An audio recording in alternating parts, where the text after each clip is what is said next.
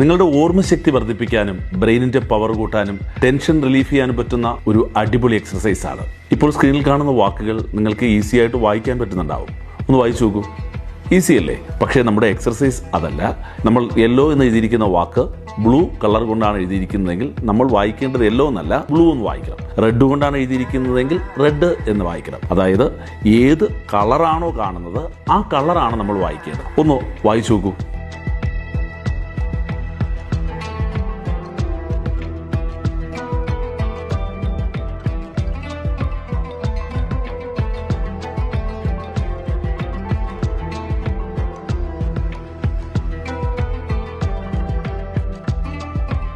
നിങ്ങൾക്ക് എത്രത്തോളം ഈസി ആയിട്ട് ഈ എക്സർസൈസ് ചെയ്യാൻ കഴിയുന്നുണ്ട്?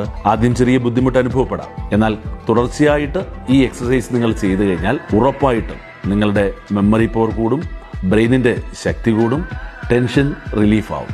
എന്തായാലും നിങ്ങളുടെ അനുഭവം ഒന്ന് കമൻറ്റ് ചെയ്യണേ.